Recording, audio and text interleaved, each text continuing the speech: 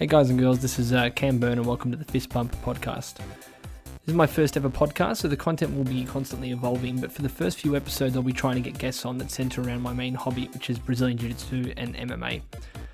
Having said that, I'm hoping to add a wide variety of guests to the show, so if you've got any suggestions on who should come on, I'd love to hear from you. Just drop me a line on the Fistbump Podcast Facebook page.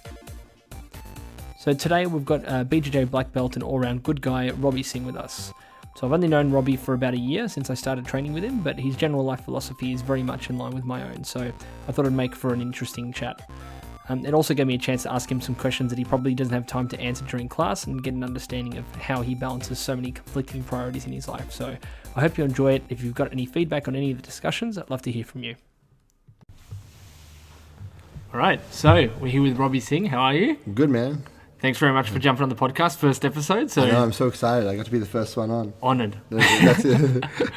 So, first of all, tell us a little bit about yourself. I think probably the first group of people that are going to listen to this podcast are probably all the guys from this club. Yeah. So they'll probably know a little bit about your history, but you just want to give a bit of background about your jiu-jitsu journey, I think a karate background and all that kind of stuff around that, but also just like your personal life as well. Because I think we were talking before we started this about how you work with kids with autism. Yep. And I think that there's probably not much time that you'd be able to take out of club kind of classes to talk about that, but I know that a lot of people are interested. I know. And I feel like I talk a lot during classes, so to add in any more time would be really difficult. Okay, cool. So I started martial arts when I was 10 years old. I started in karate, Story-Ryu karate under Kurt Klimkai. And I started martial arts because I really liked Batman and the Ninja Turtles and Power Rangers. And this is not going to be a surprise to anyone in the club. But we've got Batman books and Ninja Turtles around the place. Marvel superheroes on the walls. But to me, it was like I was an overweight kid, and you'd escape into comic books or to those TV shows and pro wrestling and seeing those larger than life kind of personalities, being able to go and take on the bad guy and all that kind of stuff. And I had a friend who was overweight as well, Josh, who kind of got me into karate, and that was my first introduction into it, and loved it.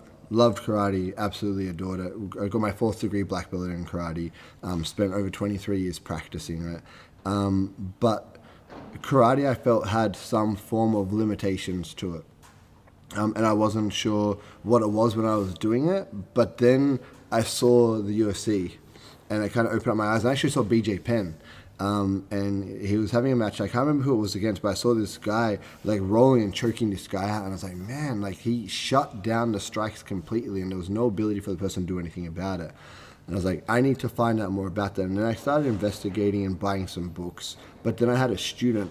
What year was this, by the way? This would be when I was 18, so 15 years ago. So early 2000s. Yeah. So the internet was kind of like, you would have been, it's past VHS tapes, which you kind of hear all the typical stuff about UFC, people going to the video store and getting that stuff. It's probably post that. Yeah, it's more like LimeWire. It's like back in those days. So still dial up.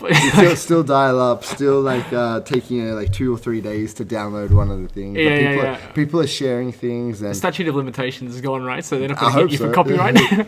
I didn't do it. Somebody else did it for me. But it was that stage of just like, and you're able to order books online and stuff like that now, so that you'll gain the Encyclopedia of Jiu-Jitsu and those kind of things coming out, or some of those really early Kid Pellegrino books that he was producing with Hoist. Like the MMA Instructional Volume 1 and 2, and which are really tricky to get nowadays. But that's where I was starting to see it all in there.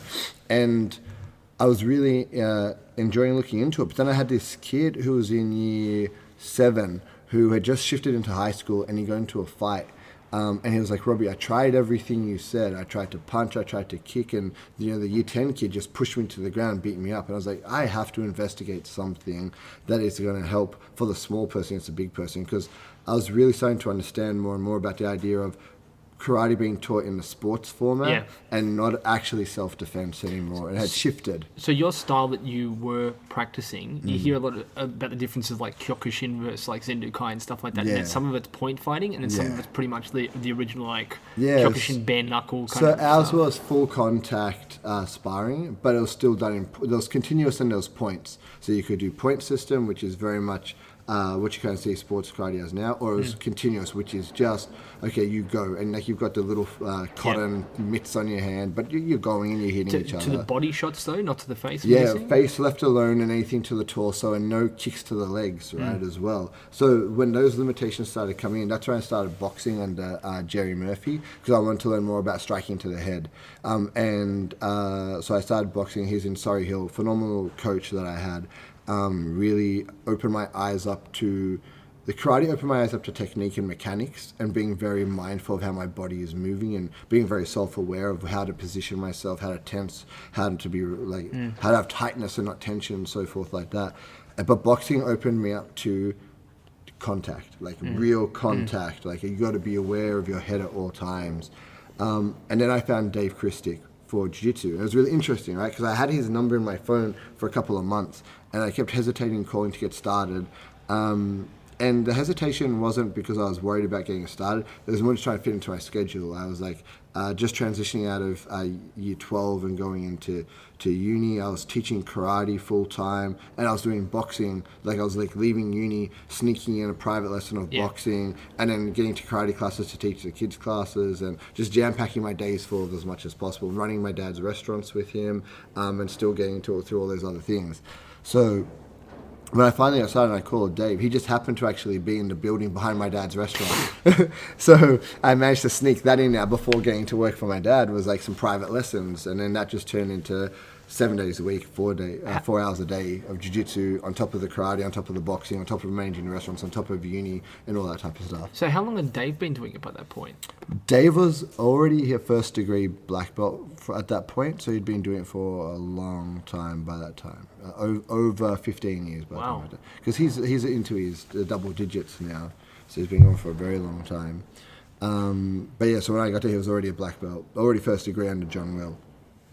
And very accomplished, known as a mechanic, very technical guy. And that's what kind of caught me, was that the technicality, or the technical mindset that I had going into karate, he met for the jiu-jitsu. And I hadn't really been exposed to it in any other form. So when I saw that, I thought that's just how jiu-jitsu is taught, not realizing the way he taught was very special, very different to other people. And it had that self-defense mindset from the start, which is what I was looking for. So it was interesting that he was doing it, but still in the affiliation with a more sportive affiliation with the World Machado Association.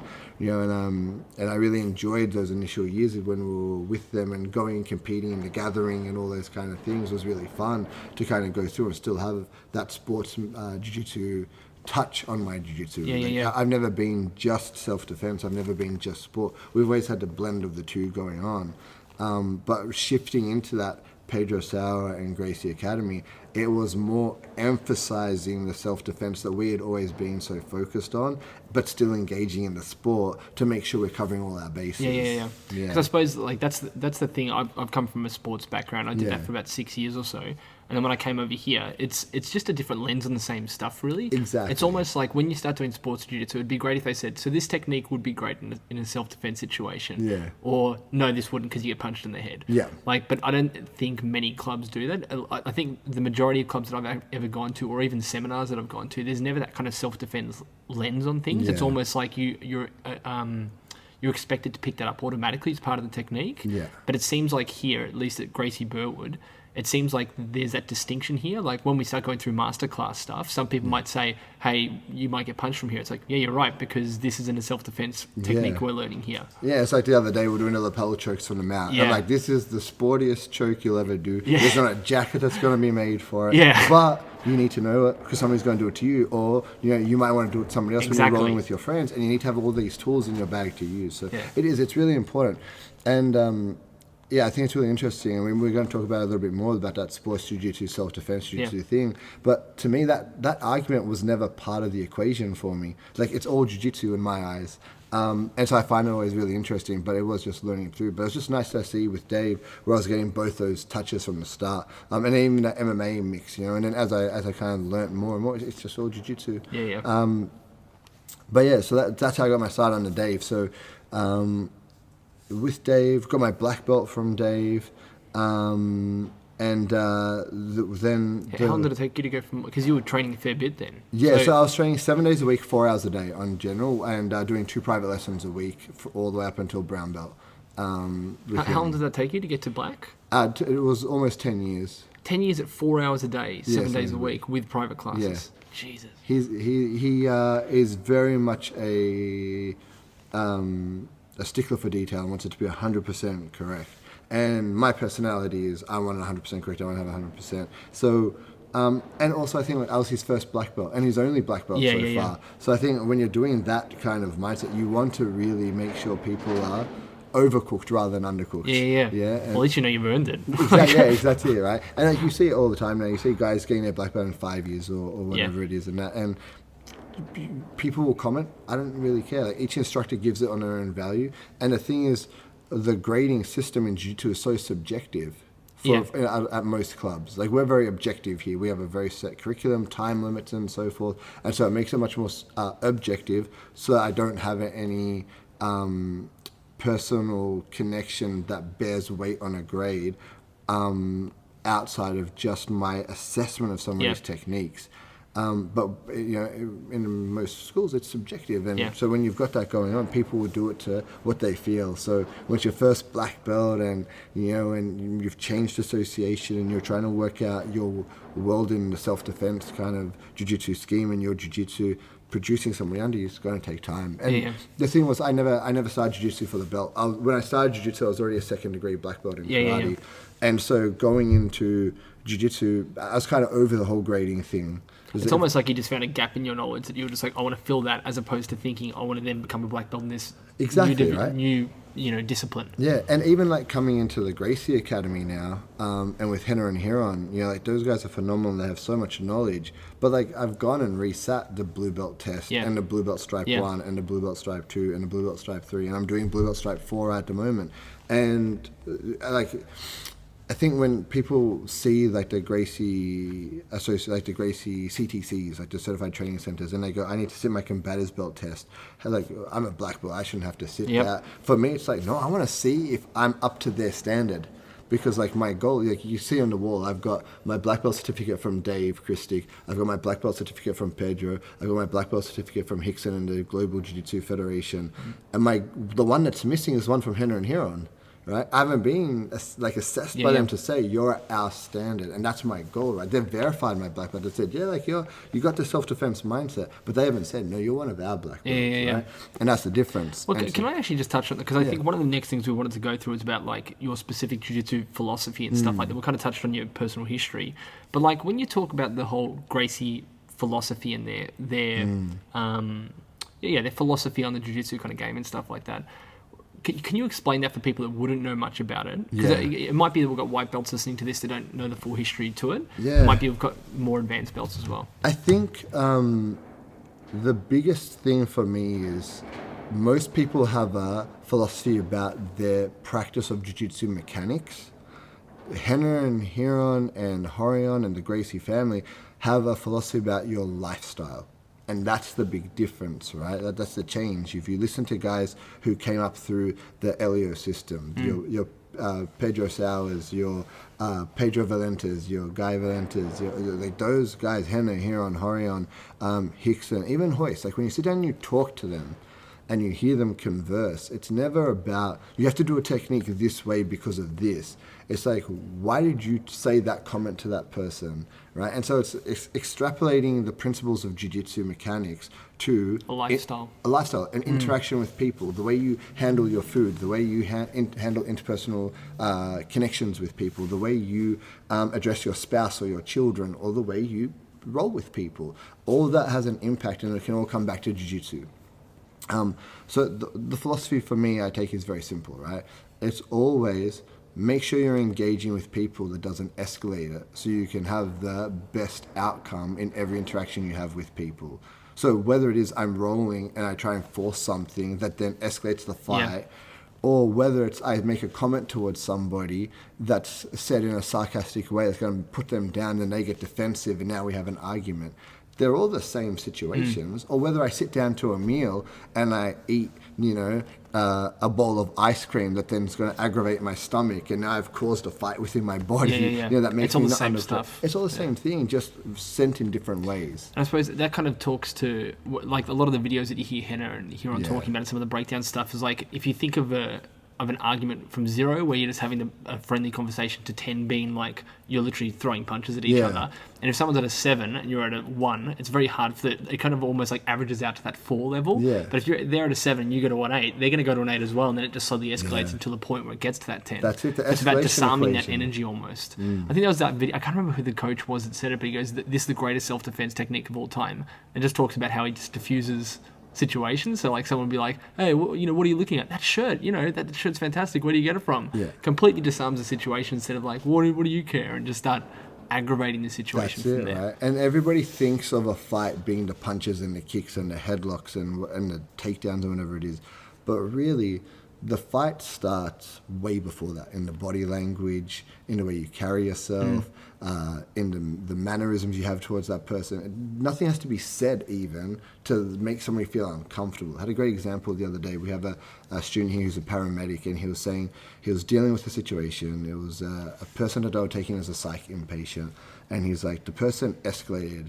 And he's like, it wasn't an escalation that caught me off guard. It was that I walked past them and I felt from their body language that this was just about to kick off, and then it did. And he's like, and I should have trusted my gut. And he's like, 2 years ago, I would never have had that instinct to read the body language, because nobody ever talked to me about it.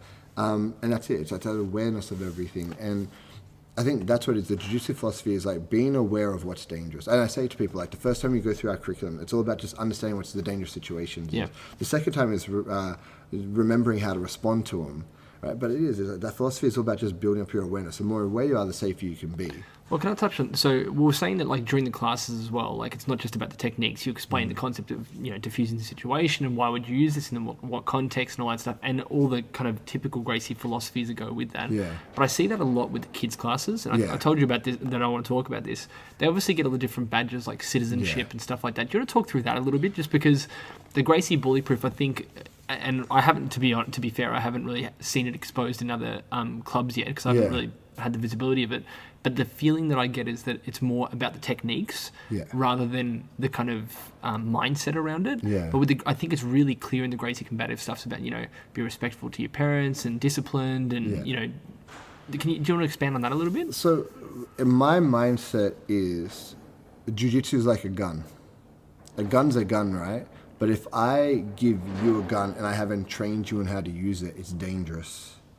And if I give a gun to a police officer, it's safe. They're going to keep it in their thing. They've been taught how to use it, pull it out in these situations. Same as jiu-jitsu. Jiu-jitsu is like a loaded gun. You give it to the wrong person, and they're going to use it for bad things. And if you give it to the right person, they're going to use it for the right things. A kid is a blank slate. They don't have a good idea or a bad idea. They just have ideas and curiosity. And so now they go to school and I teach them a double leg takedown. And they keep going, you do jiu-jitsu and you learn how to take people down? Show me a takedown. And they do it, right? So we have to work this backwards. We have to build their character up. So as they're learning all these skills, we know we're not sending a loaded gun out into the public. Right? So then I can be rest assured that I give these kids these skills, because jiu-jitsu is a very strong skill set to have. When I was doing karate, you see a kid do a punch or a kick and it might not work, or they miss, and a big deal. You hit a double leg or you hit an armbar, it works. And it's going to be there when they land. Particularly if it's got concrete floors, anything like that. Like if it's a pretty bad environment to be in, it could make it even worse. And so we don't want to teach the kids that you respond to everything physically. So we really want to build them up and build up like, hey, be more mindful of your community, be more mindful of your parents, be more mindful of your interactions with people, so that you never have to get into these situations, because you're so confident in the character you walk around with. You're so confident in your ability to manage all these situations. You're so happy with yourself because of the way you engage with people and people respond to you. You get all that positive reinforcement because like, you have so much manners, you're a great community citizen, you're so respectful, you're so caring, you're so responsible, you're so healthy. Right? Trying to remember all the character development program points, right? But you have all those things instilled in you. why would you want to be aggressive, or why would you want to be aggravated, or why would you want to go initiate a fight when you're getting all that positive feedback about your character? The only time you'd ever have to use it is in a dire situation, and you've got all the skill there to back it up. You know what's interesting as well, because when I have seen you run the kids' classes, they desperately want to be your training partner. Like, you use that as a reward. Yes. And I know obviously the Gracie game days and all that kind of stuff are also the reward, but if people are talking during the class or whatever, they're not going to get picked. And so they naturally learn that kind of respectful, those tendencies, I suppose, throughout the class. It's pretty cool to watch. Yeah, well, it's a different kind of philosophy. I came up in karate, and like, if you got it wrong, you got yelled at. Yeah. I came up in boxing, and if you got it wrong, you got punched. And even in jiu-jitsu, if you got it wrong, you got told off, right? But my day job, I'm a positive behavioral analyst. Yeah. My whole job is positive psychology. It's all about reinforcement schedules. And what I learned... It fits so well with that Gracie philosophy, like even the bully proof, that introduction class about, positive reinforcement, don't yell at them, they're never going to come back again, that whole thing. It just fits so perfectly in that. But that's it, right? So like, if they're sitting on the wall chatting and I don't pick them, then that's the negative reinforcement. The decrease of getting picked by the teacher changes their behavior. But if I tell them off, I'm giving them attention. So they're going to keep talking because they want my attention. Yeah. Everybody wants the instructor's attention. It's just how they get it. So I set the scene for them. I create the behavior contract. If you're quiet and sitting still, I want to play with you. And you're going to have the best time possible. Yeah. So people won't do it, right? You hear the saying, right? You catch more bees with honey, that's the same thing here, right? If you're more positive, if you project yourself positively, if you engage with people positively, people want to be around you. If you walk around negatively and you go, nobody wants to be around that. It's draining emotionally, right? And so that just sets the kids up, and it shows them. And then how do they engage with everybody else in the room? Positively. Do they go in and tell another kid off when they're doing the technique went wrong? No, they help them and they show them because they see me modeling that in front of them. So I suppose, just touching, you kind of mentioned it before, your day job in terms of dealing with kids with autism, is that right? Can you expand on that? Because obviously it seems like there's skills from that also kind of, because you're obviously dealing with kids every day as well. It fits very well with the Gracie Bully Proof program. But I think probably a lot of the principles that you use in terms of the positive reinforcement just probably get flowed straight through to the adults anyway. So you probably teach us like kids. No, well, it's not like kids, right? It's just teaching principles.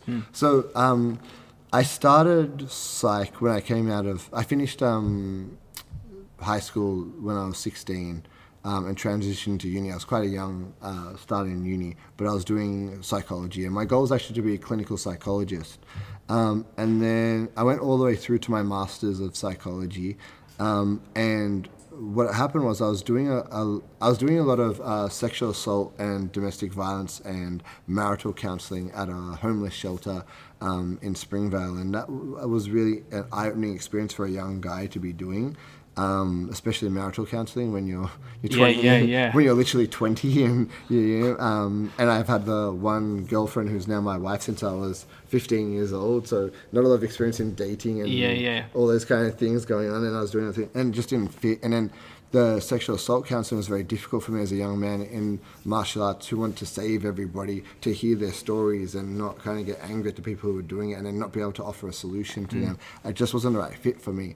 But kids was always the right fit. I've been teaching kids since I was 12 years old. I've been running the kids classes by myself for the karate school since 15 and just had so much experience in front of kids, and I really enjoyed playing with kids. And I started working in my dad's restaurants when I was 10 years old, and just being in restaurants and engaging with people, I really liked talking and conversing and moving through. And so I started doing a lot of therapy with kids in schools. Was that a conscious thing, or did you just naturally find yourself? Naturally found myself. Okay, so it wasn't like a self-awareness thing where you were like, this is getting too hard, but this is the thing that I enjoy. It's just you naturally went into that way. My self-awareness didn't start until like late 20s, right? And now I'm very self-aware than I've ever been, but that was a late development.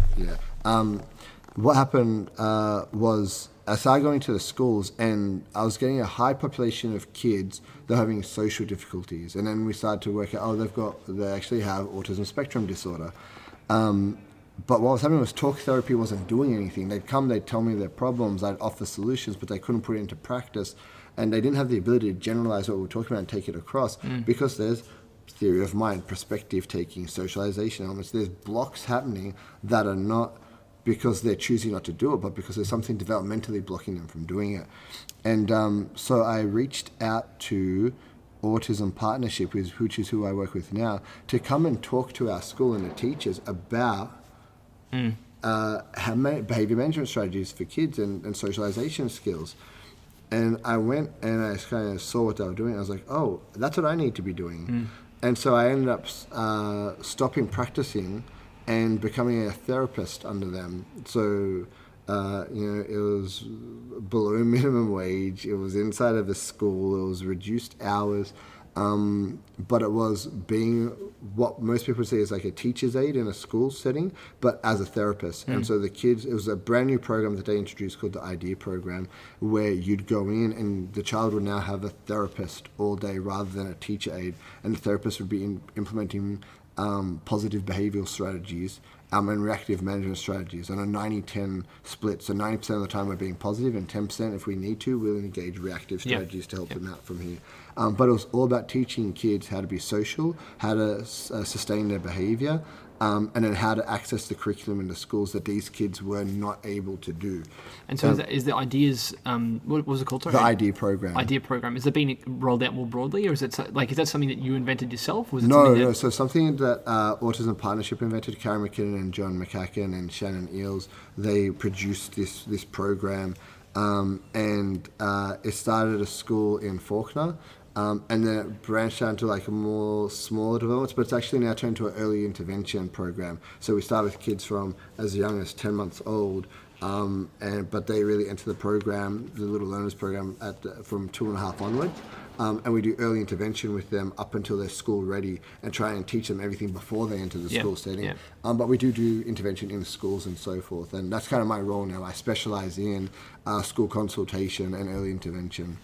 So, I suppose anyone who's kind of seen your everyone who kind of sees your timetable on the Gracie Combatives, I think that they'd be forgiven to think that that's your full-time job. Yeah. Because it's like looking at some of the classes, you got 2 hours in the morning. Yeah. You sometimes have a private class in the morning followed by 2 sessions. Yeah. So it might be private class, master's class. Yeah, it's like a 4 a.m., 5 a.m. and 6 a.m. And I've come in sometimes and you've been in here before the private class starts doing like an hour of training yourself.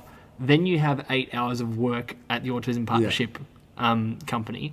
Then you come back to the academy. No, then I run home in between quickly to see my kids and my wife. Well, that's the other thing that I was going to ask in a second, because then you have sometimes 3 to 4 hours at night.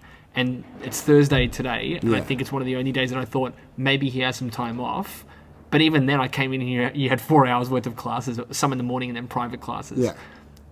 One, that's ridiculous. Some of those days are 14 hours, sometimes 15 hours it looks like. How do you balance that? Particularly when you just said then that you kind of quickly head home after the Autism Partnership work, go see your kids for, I'm assuming, about an hour or so, and then come straight out of here. How do you balance that kind of... the reality is it's tricky, right? And so the most common question I get asked is how do you do it? And the realistic answer is I just do. It's just the way I've always been. My dad is one of my greatest role models, and I look up to him a lot. But he was the same kind of thing. When you work in the restaurants, you have to go in early, you have to come in late, and you just make it work. And so he kind of showed me you can make it work if you're dedicated enough and if you engage. If you come home and just sit on the couch and do nothing, well then the kids don't want to engage with you. But if you come home and you know your goal is to engage with them because you got to make this moment count, and it's not quantity, it's quality, right? So that it could be 15 minutes, it could be an hour, it could be half an hour, but if I make it about them, then it's going to mean something to them, and then I want to be able to still have that time with my family that's meaningful. I still get to the club and do those things. And most people say, I've even had from other instructors from other academies, they look at our schedule and they go, how many instructors do you have? And I go, me. Yeah, that's what I mean. And I know that you've got a few of the guys who have gone through the instructor program, is that right? Only one has gone through the ICP. Okay. Yeah, so we've only had one go through. More will go through in the future. Yeah. But you must be so waiting for that. You must just be I can't wait to give Monday away. The reality is that I'm not, right? And the thing is, I enjoy teaching. Teaching energizes me. People say there's an alpha personality. I'm an omega personality. I get pumped in front of the group, and then I go regress into myself and I recharge. And that's the end of the night. Like I'll sit back here and I'll do some yoga and I'll do some weights and I'll watch a little bit of TV and then I'll go to bed and then I'm all charged up for tomorrow and back in front of the group and we're ready to go. But that's it. Like I'm just teaching, and that positive attitude we have and praising people and seeing people progress pumps me up so much that I just don't fatigue at the moment. Yeah, and that might change as I get older, but right now I can do it, so I will. And I have to ask this, right? So that's very structured mindset in terms of like compartmentalizing all that kind of stuff. Yeah. There's one thing you do every single class. I don't think anyone knows the answer to this. I definitely don't. When you take all the cards, you put them around your back, bring it around, touch to your head. Yes. Is there some sort of significance to that? Was that something that you learned from a previous teacher? Is it paying respect to something? Like, what's the reason? Because it's every single time I've been watching. So I circle around my body, because that's like, thank you, everybody. And I touch it to my head, and that's just like a thank you for allowing me to have students to teach. Is that something you invented yourself? That's just something I do. That's so cool. Yeah. I don't know whether you kind of Nobody's ever asked me about it. Really? Yeah. And I've been doing it since I started the academy. So for 5 years, I've circled it around my body. I just pass it off to one hand, boom, because I always shake it with the right hand, so it's in my left. Yeah, exactly. I want it in my right hand, so I just circle it around my whole body, put it in the right hand, and I touch it to my head to say thank you. I like that. Look, the reality is when I started my academy, I asked if I could have some time to teach, and I was told, at my karate club, can I have some time? They're like, yep, sure, no problem. Yeah, running a martial arts club is hard. It's probably going to close down, so don't worry about it. And I said to some other people, I'm going to start a jiu-jitsu academy, and I got the same kind of responses. It's really hard, Robbie. You're probably going to fail, so just be prepared for it to not work. And I kind of felt like everybody just expected me not to be able to do it. And so when I walk into a room and there's 40 people on the mat, to do a class, I'm so thankful that people will come and spend time away from their family or their work or with their kids or another hobby that they could be doing to spend that hour with me to learn jiu-jitsu. I wouldn't be able to do it, and if I didn't have people in front of me to do. So I'm just so thankful for it. Right? It's funny though, because like what you just said then, I can't remember who it was that was speaking to me about it, but we were talking about like why I do jiu-jitsu and why it's so addictive. Yeah. And it's one of those things that whether it's, and it doesn't have to be jiu-jitsu, it can be any sport, anything where you're actually getting better at something. Yeah. It's not something you can buy. Yeah. It's something you have to take. It's almost like selling a part of your life. To this particular activity. You obviously are going to get better from it, but there's nothing that you can't get better at it unless you put in the time and effort to do it. And there's something really satisfying about that. Like whether it's, and I know that I'm a massive video game kind of person, whether it's video games, whether it's reading, whether it's javelin throw, whatever it might be, there's something really amazing about dedicating a part of your life and taking that out and basically saying, I'm not going to see my family, my friends, I'm not going to do any work, I'm just going to be mindfully here and just choosing to do this activity and getting better progressively. It's amazing. That's originally why we have a schedule like 7 a.m. Classes on a Saturday and things like that. And that's why I originally started doing those. I started training with Peter and James when we were doing karate back then to do workouts so that I wouldn't go out on a Friday night.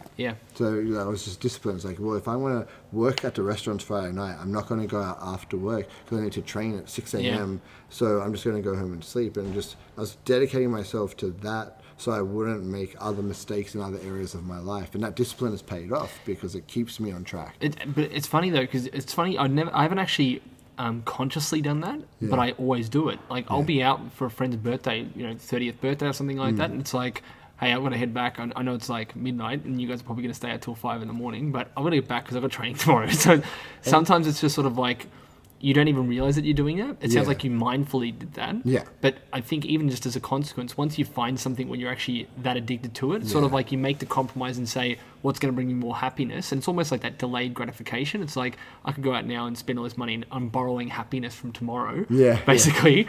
Or I can just go home now, wake up at 7 a.m, head to training, still feel great. Everyone's probably still asleep. All my mates that are probably hungover the next day. So 100% agree with it. And it's just it is. It's something that you just start to, and it's just even what you put into your body or how you spend your time. It's like, man, I really like pizza. I probably eat it like once every 6 months now because I know it's going to make me feel terrible. And then I walk into class and I feel heavy, but I want to be energetic and I want to come out and, I want people when they come here to walk away feeling like they had a good time. Because that's what it should be, right? You should feel not just physically fulfilled like you did a workout, but you should feel emotionally fulfilled like you spent time with some good people. And that's what you want. Like, people's works are hard, family life can be hard, paying bills can be hard. When you turn to the academy, if it's hard as well, why would you want to turn up? I was actually talking to James and a few other people. Was it James? No, Pete. And we were talking about that coffee just the other week. And it's also like, it's a bit of a form of meditation, because sometimes you don't realize how much your mind is going over your personal circumstances, whether that's work or personal, family problems or whatever it might be. But if you're being choked out unconscious on a mat, you have to focus 100% on that. So, I'm fairly advanced, I'd say, compared to some of the students in here. But at the same time, I have to sometimes go, well, I could just go 100% in this role right now and destroy them. But it wouldn't do anything for me and it wouldn't do anything for them. They wouldn't learn anything and neither would I, really. So it's one of those things, sometimes I hamstring myself by basically saying, I can only get a guillotine, this role. Or I'm just going to defend myself underneath mounts and just let them do whatever they want. And if I don't tap, then I win, kind of thing. So it's one of those things. It's just, it's very interesting. And playing those little games, again, giving yourself that goal. You can't think about anything else. No. Right? Because you're thinking about that goal, right? And it forces you to get to that, but it makes you not rely on your favorite techniques and stuff like that, because it's sort of like, I can't just go for an armbar or a triangle from here. I have to get them with the guillotine, so I have to transition out of this position. That's it, right? And so that focus is just critical. And you need something to take you out of your day-to-day life.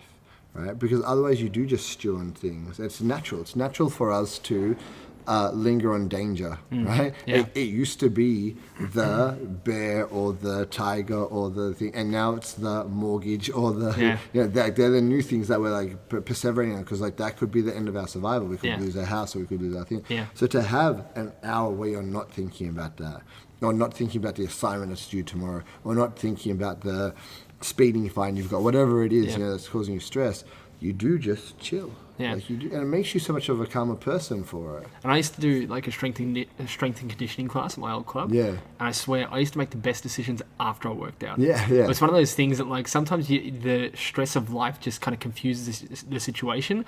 Once you're just physically exhausted, or it's almost like your mind kind of goes flat, and you can kind of make a very rational decision. And you can you reassess things differently, because you're not just stewing, you're not just stuck in it. It's like you're doing an assignment, right? And then you need to edit it, and all the mistakes are still there because you've just seen it so many times. It's the same with the problem. You just stewed on it so many times. It's the same thing. Take a break from it, come back to it, and you're like, oh man, I see a different avenue around it. You need those moments. So something that I want to discuss, and it's something that I've been thinking about in my head, and I think I've maybe phrased it the wrong way in my head before, and I'd like to see what you think about this. When I was previously at my old club, it was it wasn't very linear, the curriculum, while the Gracie structure is very very linear.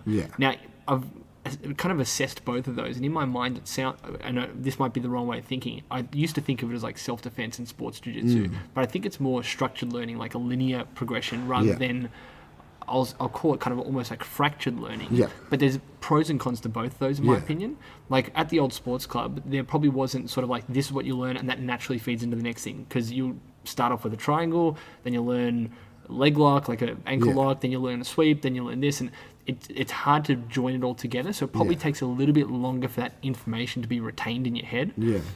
But with that, people develop their own style of jiu-jitsu and training and different techniques that they rely on.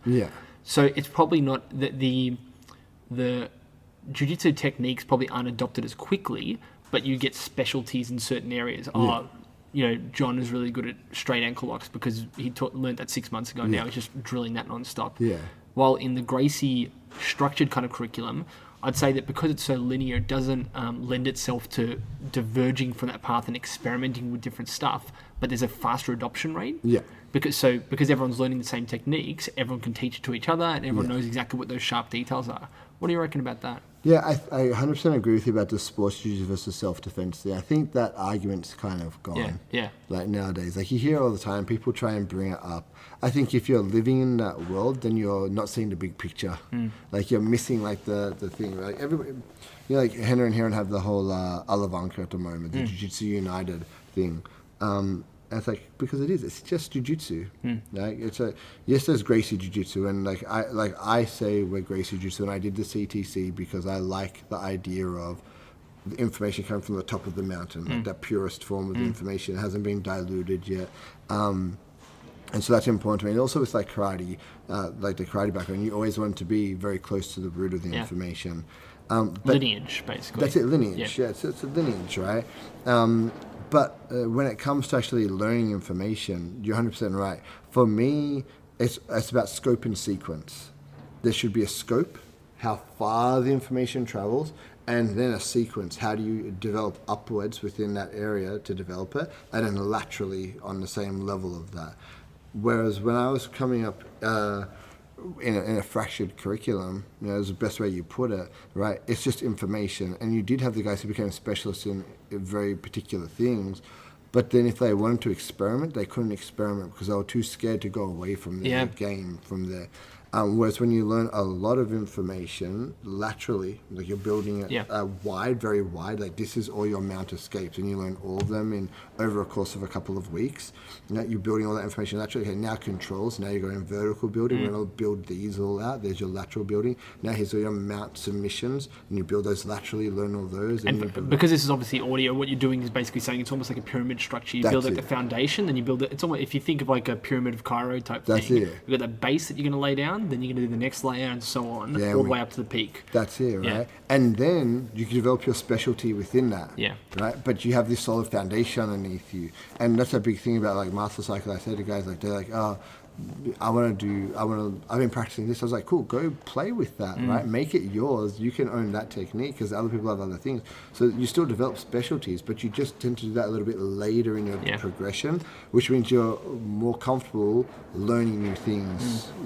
It's interesting as well, though, because it really sucks sometimes when you purposely don't go to your main stuff. So if I'm under half guard, I've got about 4 different things that I love doing, and they feed off each other and everything like that. If you restrict yourself and say, I'm not going to do that, I'm going to just try and do other stuff, I'm going to let them get full top half guard with control and try to work a different way than I normally do, it sucks when it doesn't work, because then you almost feel discouraged. It's sort of like, there's a reason my favorite stuff works, and I should just stick to that, as opposed to let's experiment and play with other stuff, because maybe I'm just not good at that particular. And I think there's a time when you need your favorite things. Yeah. Right? When you're keeping it real. Yeah. Yes. Right? Yeah. True. But when you're keeping it playful, who cares if you make a mistake? I feel like such a jerk for saying keep it real, though. Like, if I'm rolling with someone, I'm a purple belt, and I'm like, so you want to keep it real? And they're like, I'm just in Kabato's belt. Like, I obviously wouldn't do that, but sometimes, like, you don't want to be the first one to initiate a keep it real kind of conversation, because and for those that don't know, keep it real is basically rolling a lot harder than what you normally would. A technical would be still rolling with effort, but controlled effort, and it's not smashing submissions on. And letting, like, if you hit a stalemate, like creating if you're the person on top, you create an opportunity for the other person to escape or transition. And keep it playful is basically free rolling. It's like flow rolling. Yeah, flow rolling. Yeah. So the keep it real, sometimes it feels a bit awkward even if you do want to go at that level, to be the person to initiate that conversation, because you might be like, well, maybe they just want to keep it technical. Yeah, and that's it. I think it's okay. Like, I think we just have to get to that comfort place with your training partners, and that's more of like, you get to know them. Yeah. And like, like, oh, this is someone I can keep it real with. It's going to be okay. And even saying that, like, you should be keeping it playful 70% of the time, and then real 30% of the time for your body, so you can train every day. So that's so important to me. Like, being able to train 7 days a week, 4 hours a day for as long as I have, I've had to make sure I monitor what I'm doing so I can make that happen. So something else as well, like, I think I heard you talking in your private session before, so I probably know the answer to this. Have you ever used BJJ in a self-defense situation? And what's something that sticks out in your head about that? And it might not be BJJ. Have you ever had to be in a street defense situation, whether that was pre-karate or... I was actually talking just about how, like, coming up in karate, I was in this fight, and I ended up punching this person, and I broke my skateboard. What was the fight about? Can I ask? Do you know what? I don't even remember now. How old are you?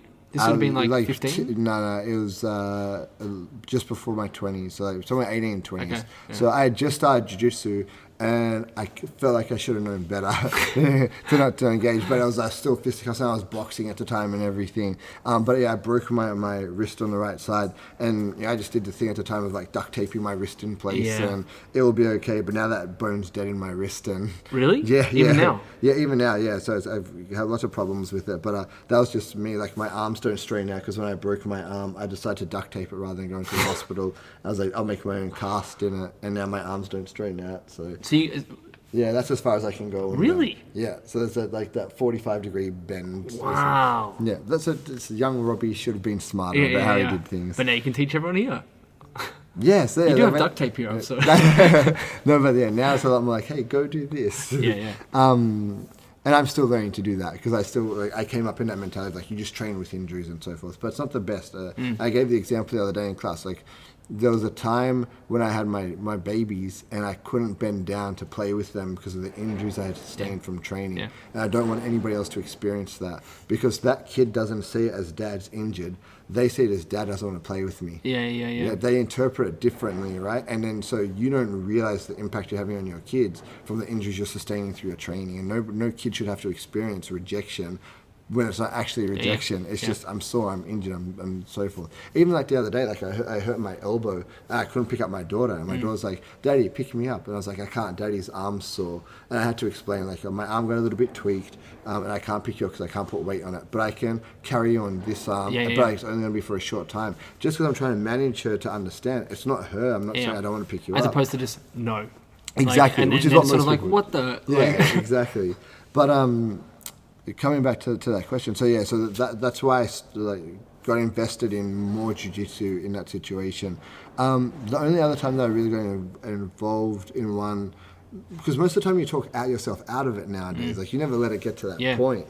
But there was a situation where I intervened at a local shopping centre where there was a guy who was berating his, I assume, partner through a car window as he was outside of it. He was standing over her, and there was about 50 people watching the altercation. The security guards from the shopping centre were watching it. And so I walked over and I just said, "Ma'am, you look upset. Do you need me to call the police?" And so that then turns the guy's attention to me. And he's threatening me and making all his statements. I'm just monitoring him. I'm like I'm just going to call the police because you look agitated. She looks scared. And he's like, go for it. So I end up starting to call the police. At that point, he escalates. Like he thinks I'm bluffing. I'm like, no, dude, I'm going to call the police. It's the easiest way to manage this right now. So pocket my phone, and he ends up taking a swing. I'd go for the rear clinch, shove him into haymaker punch defense. Yeah, push him into the car from there to make some space again. But then he goes to the boot of the car and pulls out a machete. What? Yeah, it escalated quickly. So rear takedown, clear the weapon. So he got hold of the weapon? Yeah, he got hold of the weapon. So as he gets hold of it, I hit the rear clinch. The machete goes into the boot. She hits starts the car and drives off. So she gets out of there, and I've got him in the rear Machete's clinch. still in the boot? In the boot, okay. Yeah. So when I hit that rear clinch and hit him into the car, he dropped it and she sped off. And he goes, so rear takedown, hold the position from there. Telling the security guys to get involved. What are the security guys doing at this point? Their response was, it wasn't on the property line of the shop. And so they don't need to get involved. They're just like, we don't need to get involved because it didn't happen in the shop. It's in the car park, not our problem. So that was just the way it went down. So I held him there, called the police, couldn't restrain him, ended up... they couldn't restrain him? I couldn't restrain him until the police were there. Like, I held him down there and everything, but I was like, how long do I have to wait? Like, we'll be there between 5 and 10 minutes. Yeah. I was like, did you ever consider trying to put him to sleep in any way? Like, I'm guessing you didn't mount a head arm or anything? Once we went twisting arm control, 100% compliance from there. But the thing was, like, I'm holding him there, waiting... Nobody else is. So you're trying to talk to him to calm him down and stuff? Calm him down. Yeah.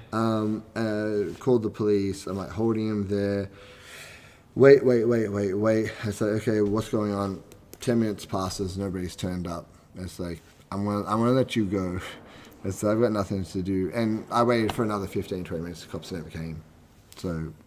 Yeah, there's not much else you can really do. Yeah, it's like, what are you going to do, detain him and drive him? What are you going to do, zip tie his hand behind his back or something? It was ridiculous. Like, after 10 minutes, I was just like, I'm going to let you go. Then I waited for the police to file a report. Nobody came. I contacted them, and they're like, can you come down to the station to file a report, blah, blah. But Like there was no eagerness to come and get involved in it, and who knows what happened after that situation. And also, it's not like you got the guy's details and could be like, hey, so it was John Smith. And you could like he was on something. I was gonna ask that if there was like alcohol or drugs involved, because not many people carry a machete around in their boot. Yeah, something definitely was off between them. But it's an interesting situation. Because that was the last time. That was like, how long we've been here? 2 years. So about 2 years ago. Yeah. So. And with. If you don't want to talk about this, it's fine as well. Can you tell the story of the guy who came in here, MMA background, wanted to join? Because I think that was I don't know whether it was something where he genuinely thought that it was appropriate to come in here and start asking if he could be a teacher. Do you want to explain that a little bit? So we had a situation where a guy came into beginner's class, did the class, did the techniques. It was all fine. At the end of the class, he said that he wants to apply for a job as a teacher here.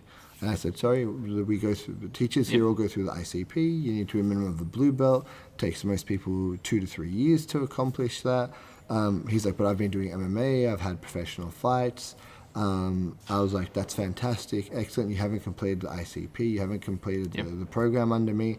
I don't hire any teachers outside. And he's like, I can prove it. I'm an MMA guy, and I'll take you on. And I was like, no.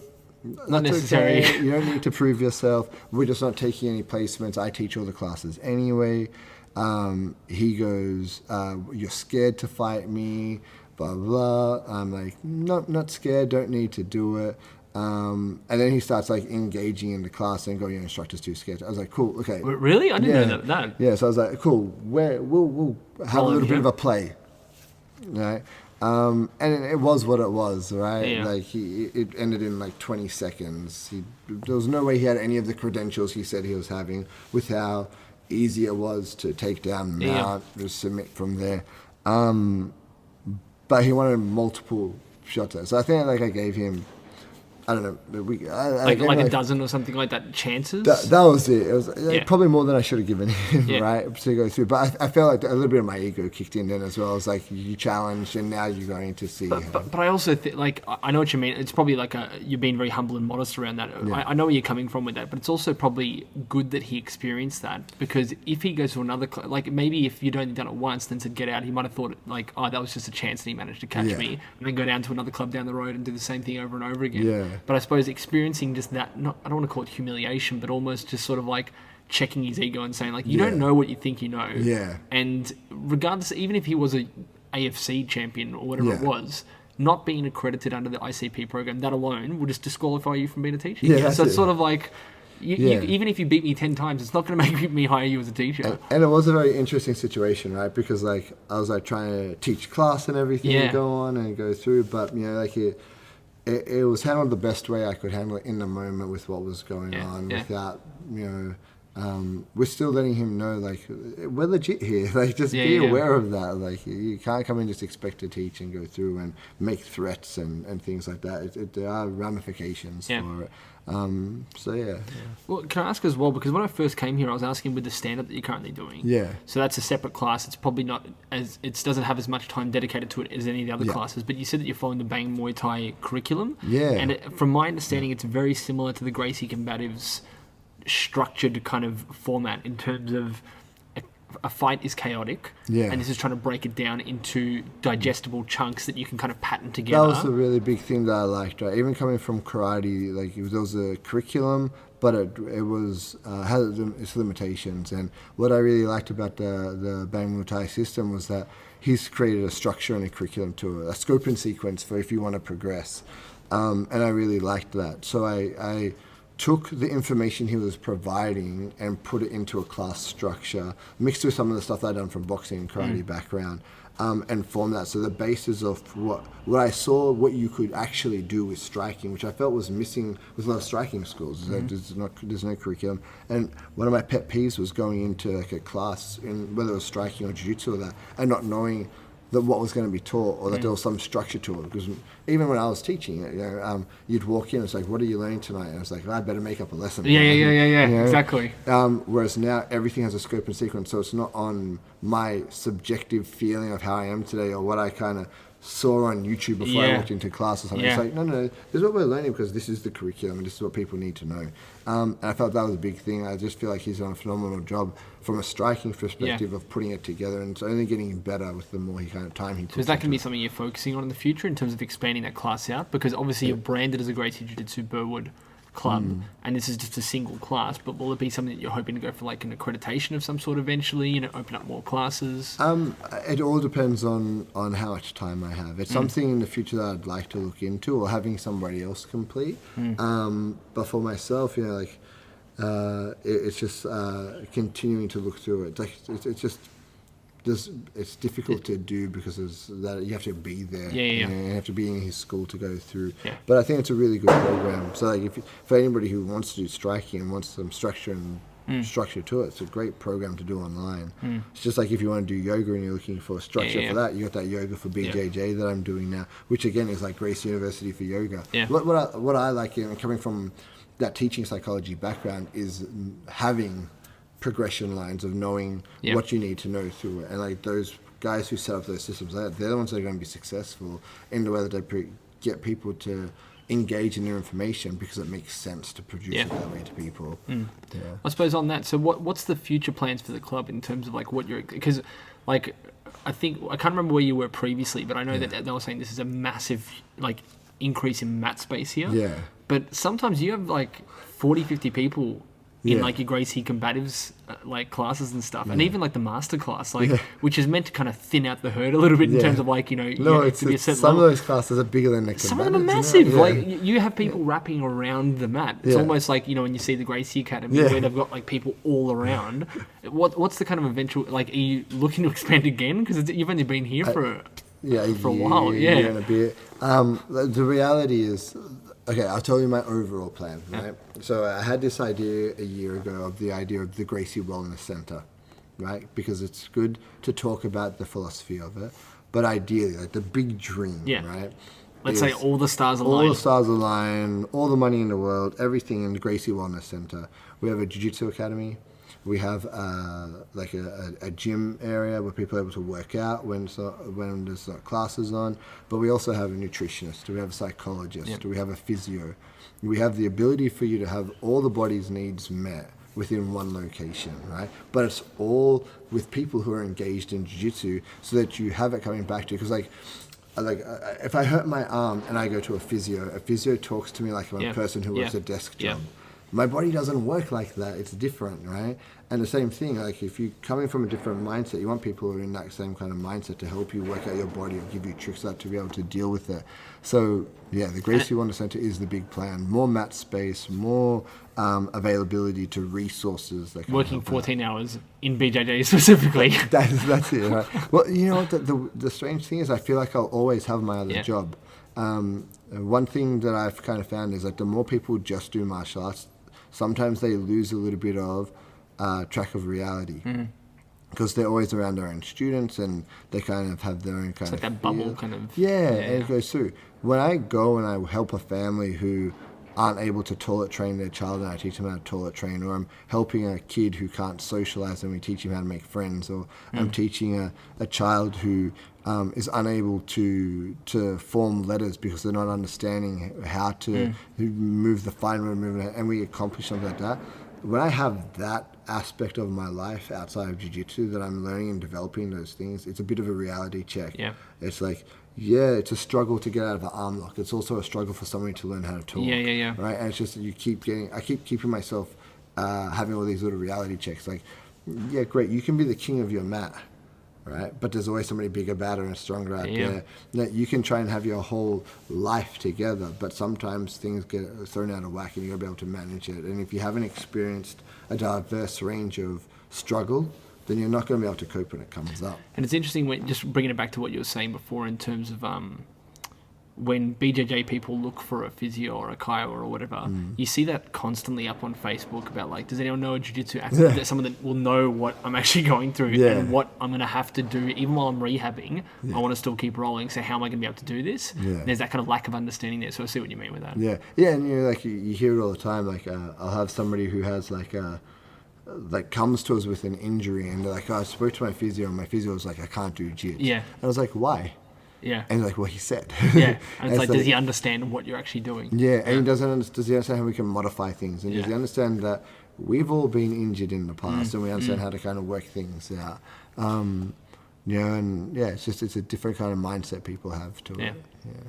So I suppose we'll finish up here, but is there anything that you want to say in terms of like where people can learn more or anything like that? Yeah, look, if you can come to the academy, GracieJujitsuBillwood.com.au, best way to go through. People love our Facebook page, so you can always check us out on Facebook at Gracie Jiu-Jitsu Billwood. But if you can't get down to Gracie Jiu-Jitsu Billwood, if you're hearing this and you're somewhere else in the country, GracieUniversity.com. Even if you're training at another academy, it's not hurting you to learn more information. You might as well learn it from some of the best teachers in the world and add to your game. Like, you can be training at, whatever jiu-jitsu academy, but still gaining more information. And man, I keep getting, swept. How can I improve my guard passes? There's the best curriculum right there for you to steal from to add to your game and then go back to your academy and play with your friends. So why not jump on and learn some more information? Yeah, it's good. Yeah. All right. Awesome. Thanks very much, Robbie. No, man, thank you for letting me be the first one on the podcast. No worries. Thanks. Cheers. Thanks again for listening, everyone. This podcast is just getting off the ground, so if you liked what you heard, please consider rating us on iTunes, liking our Facebook page, or subscribing on YouTube. And if you've got any other comments or suggestions for future episodes, please feel free to post me up on the Facebook page, and we'll try to incorporate people's feedback.